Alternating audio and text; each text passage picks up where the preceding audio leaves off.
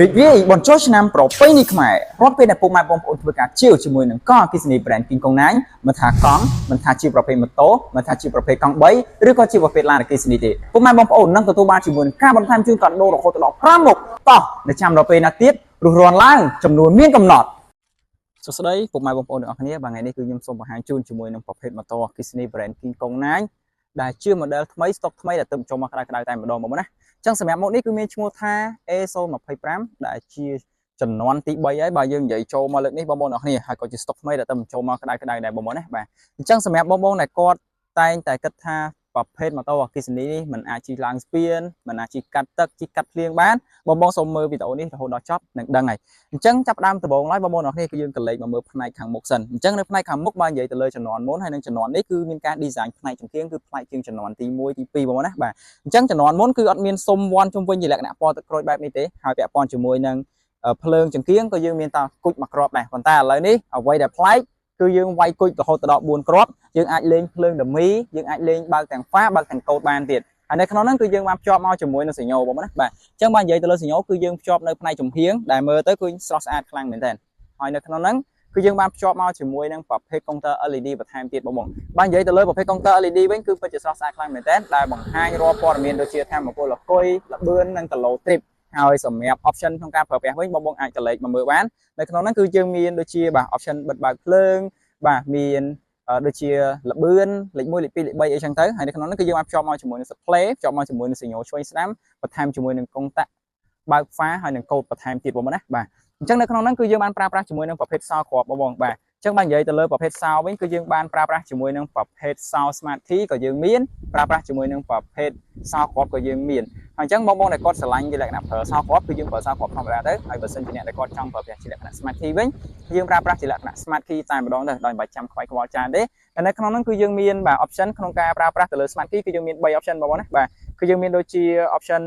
បាទបញ្ឆេះម៉ាស៊ីន option ផលិតម៉ាស៊ីននិង lock ហើយនៅក្នុងហ្នឹងគឺដំណើរការនីមួយគឺសុទ្ធតែខុសគ្នាទាំងអស់បងប្អូនណាបាទអញ្ចឹងនៅក្នុងហ្នឹង option បាទសញ្ញាផ្ទះនេះគឺសម្រាប់ធ្វើការបញ្ឆេះម៉ាស៊ីនតែគ្រាន់តែយើងចុច2ដងទៅគឺថាបញ្ឆេះម៉ាស៊ីនផ្ទាល់តែម្ដងហើយមួយទៀត option ដែលមានរូបសោចំហនេះនៅពេលដែលពុកម៉ែបងប្អូនធ្វើការចុចមួយគ្រាប់អញ្ចឹងទៅចុចមួយពឹកអញ្ចឹងទៅគឺធ្វើការផលិតម៉ាស៊ីនហើយមួយទៀតនៅពេលដែលពុកម៉ែបងប្អូនធ្វើការ lock វិញណា lock ហ្នឹងគឺយើងការពារអ្នកដែលមានបំណងមិនល្អមកលើរបស់ធ្នាប់របស់យើងណាបាទគ្រាន់តែយើងចុចទៅលើប៊ូតុងហ្នឹងមួយទៅគឺនឹងលោតសញ្ញាទឺតហើយបន្ទាប់ពីលោតសញ្ញាអញ្ចឹងមកគឺមានអ្នកណាមកអង្គើមកប៉ះអីរបស់យើងគឺធានាថាមកលឺសលេងសារ៉ែនតែម្ដងបងប្អូនណាបាទអញ្ចឹងពាក់ព័ន្ធជាមួយនឹងការប្រើប្រាស់ Smart Key គឺមានតែប៉ុណ្្នឹងទេហើយបើនិយាយមកលើផ្នែករូបរាងការទប់លំនឹងក៏ដូចជាត្រទម្ងន់វិញគឺអាចត្រទម្ងន់បានធ្ងន់មែនតើបងប្អូនរហូតដល់ចិត្ត200គីឡូអញ្ចឹងសម្រាប់ការត្រទម្ងន់បែបនេះគឺយើងផ្ដោតសំខាន់ទី1ទៅបងគឺទៅលើប្រព័ន្ធបូមសម្រាប់ប្រព័ន្ធបូមវិញគឺយើងប្រើប្រាស់នៅផ្នែកខាងមុខគឺជាប្រភេទបូមប្រេងដែលអាចទប់លំនឹងក៏ដូចជាត្រទម្ងន់បានល្អក៏ដូចជាធ្វើការទប់លំនឹងនៅពេលដែលពុកម៉ែបងប្អូនធ្វើការបត់ឆ្វេងឬក៏បត់ស្ដាំអីអញ្ចឹងទៅគឺប្រភេទងាយស្រួលក៏ដូចជាទប់លំនឹងបានល្អខ្លាំងមែនតើបើនិយាយមកលើផ្នែកបូមខាងក្រោយវិញបងគឺយើងប្រើប្រាស់ជាមួយនឹងប្រភេទបូមស្នប់ដែលអាចទប់លំនឹងក៏ដូចជាត្រទម្ងន់បានល្អនៅពេលដែលពុកម៉ែបងប្អូនធ្វើការអង្គុយម្នាក់ឯងក៏អាចទប់លំនឹងបានល្អអាចត្រទម្ងន់បានល្អហើយសម្រាប់ការអង្គុយគ្នា2នាក់វិញក៏យើងអាចធ្វើការទប់លំនឹងក៏ដូចជាធ្វើការត្រទម្ងន់បានល្អដូចគ្នាដោយសារតែយើងប្រើប្រាស់ជាមួយនឹងប្រភេទបូមស្នប់ហើយយើងមានរសរវ៉ាន់ជុំវិញបន្ថែមទៀតអញ្ចឹងបើអង្គុយ2នាក់ក៏អត់ក្តីបារម្ភដែរបើនិយាយមកលើប្រភេទហ្វ្រាំងវិញបងប្អូនទាំងអស់គ្នាហ្វ្រាំងខាងមុខគឺយើងប្រើប្រាស់ជាមួយនឹងប្រភេទបាទនេះបងប្អូនទាំងអស់គ្នាគឺយើងប្រើប្រាស់ជាមួយនឹងប្រភេទកញ្ចប់ហ្វ្រាំងហែកដូចទៅនឹងប្រភេទម៉ូតូអញ្ចឹងនៅក្នុងហ្នឹងការចាប់ហ្វ្រាំងបន្ថយល្បឿននៅពេលដែលពុកម៉ែបងប្អូនជួបឧបទ្ទវហេតុឬក៏យត្តហេតុណាមួយចាប់ហ្វ្រាំងបតនអីគឺអត់មានកាច់កបោកទេណាអត់មានកាច់កបោកទេគឺដោយសារតែយើងបានភ្ជាប់ជាមួយនឹងប្រភេទប្រព័ន្ធហ្វ្រាំងដែលល្អភ្ជាប់មកជាមួយនឹងប្រភេទបូមដែលល្អគឺជួយទប់លំនឹងល្អខ្លាំងមែនតើនៅពេលដែលពុកម៉ែបងប្អូនធ្វើការចាប់ហ្វ្រាំងបន្ថយល្បឿនអញ្ចឹងបើនិយាយមកលើរូបរាងនេះវិញពុកម៉ែបងប្អូននេះគឺជាប្រភេទម៉ូតូអគ្គិសនីអញ្ចឹងសម្រាប់ប្រភេទម៉ូតូអគ្គិសនីនេះគឺយើងមានកន្លែងផ្ទុកអីវ៉ាន់បន្ថែមទៀតគឺនៅខាងក្រោមកែបដែលគ្រាន់តែយើងធ្វើការកាច់សោបាទបើកកែបអស់គឺនឹងឃើញនៅក្លុបខាងក្នុងនេះគឺធំទលាខ្លាំងមែនតើដែលយើងអាចដាក់សម្ភារៈក៏ដូចជារបស់ដែលមានតម្លៃបានច្រើនបងប្អូនណាបាទអញ្ចឹងនៅក្នុងក្លុបនេះគឺមានទំហំរហូតដល់70លីត្រអញ្ចឹងពុកម៉ែបងប្អូនចង់ដាក់របស់ដាក់បន្លែដាក់ប្លុកអីគឺបានមួយសេតឬក៏ដាក់របស់ទ្រព្យមានតម្លៃអីក៏នៅក្នុងហ្នឹងគឺបានដូចគ្នាបងប្អូនណាបាទហើយបើនិយាយមកលើផ្នែកខាងក្រោយវិញបងប្អូនអរគ្នាគឺយើងបាន design ជាលក្ខណៈភ្លើង stop គឺនៅពេលដែលពុកម៉ែបងប្អូនធ្វើការចាប់ហ្វ្រាំងគឺភ្លឺខុសពី brand ផ្សេងនៅពេលដែលយើងកាច់ភ្លើងមកចាប់ហ្វ្រាំងអត់ភ្លឺគឺភ្លឺជាប់តែម្ដងប៉ុន្តែសម្រាប់ brand គីងកុងណាញវិញ គឺធ្វើការចាប់ហ្វ្រាំងមកគឺភ្លឺតែម្ដងដែលផ្ដល់ភាពងាយស្រួលឲ្យអ្នកដែលគាត់មកពីខាងក្រៅយើងហ្នឹងដឹងថាយើងកំពុងតែធ្វើការចាប់ហ្វ្រាំងបន្ថយលឿនឬក៏នៅខាងមុខរបស់យើងហ្នឹងកំពុងតែមានឧបសគ្គហើយសម្រាប់ពាក់ព័ន្ធជាមួយនឹងផ្នែកកង់ទាំងកង់មុខទាំងកង់ក្រោយគឺយើងប្រើប្រាស់ជាមួយនឹងប្រភេទសំបកអត់មានពវៀនទេគេហៅថាប្រភេទ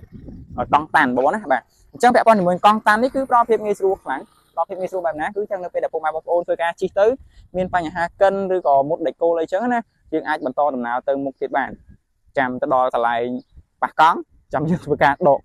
បាទដេកគោនឹងចេញមកគឺយើងអាចធ្វើការញុកកាវចូលវិញទៅគឺអាចធ្វើការបន្តដំណើរទៅមុខបានទៀតហើយអញ្ចឹងនេះគឺជាអត្ថប្រយោជន៍ក្នុងការប្រើប្រាស់ទៅលើប្រភេទម៉ូតូអគ្គិសនី brand King Kong 9 model A025 នេះគឺផ្ដល់ភាពងាយស្រួលខ្លាំងមែនទែនទី1បាននិយាយទៅលើអត្ថប្រយោជន៍ក្នុងការប្រើប្រាស់វិញគឺចំណេញច្រើនបងប្អូនណាបាទអញ្ចឹងចំណេញទៅលើអីគេចំណេញទី1គឺទៅលើការចាក់សាំងបងចំណាយទៅលើការចាក់សាំង1លីត្រប្រហែលជាខ្ទង់ 4000 រៀលបាទហើយយើងអាចជិះបានចម្ងាយល្បាក់ខ្ទង់30គីឡូជាងទេប៉ុន្តែសម្រាប់ម៉ូតូអគ្គិសនីវិញបងចំណាយល្បាក់ខ្ទង់ 1000 រៀលជាងទេបងគឺអាចជិះបានចម្ងាយរហូតដល់50គីឡូដីជាមួយនឹងប្រភេទម៉ូតូអគ្គិសនី brand King Kong 9 model A025 ដែលជាឆ្នាំផលិតឆ្នាំ2025ដូចគ្នាបងប្អូនណាបាទអញ្ចឹងនៅក្នុងហ្នឹងគឺយើងមានរហូតទៅដល់បាទ5ពណ៌សម្រាប់ធ្វើការជ្រើសរើសពណ៌ទី1គឺពណ៌សទី2គឺពណ៌ប្រផេះពណ៌ក្រហមពណ៌ផ្កាឈូកហើយនឹងពណ៌ផ្ទៃមេឃផងដែរបងស្រឡាញ់ចាប់អារម្មណ៍នៅពណ៌មួយណាអាចធ្វើការទំនាក់ទំនងឆាតចូល page ផ្លូវការគឺ page KS កង់អគ្គិសនីក៏ដូចជាធ្វើការទំនាក់ទំនងតាមរយៈលេខទូរស័ព្ទឬអញ្ជើញមកដល់ទីតាំងហាងផ្ទាល់ក៏បានសម្រាប់ទីតាំងគឺស្ថិតនៅលើផ្លូវហាណូយជិតស្តុបវត្តសំរោងដែនចម្ងាយពីស្តុបមកហាងប្រហែលជាខ្ទង់30ម៉ែត្របាទអញ្ចឹងសូមអរគុណសូមគោរពលាហាង King Sound មានលក់ធុងបាស brand Boom និងកង់អាគុយតូចធំគ្រប់ប្រភេទ King Sound គឺជាទំនុកចិត្តរបស់លោកអ្នក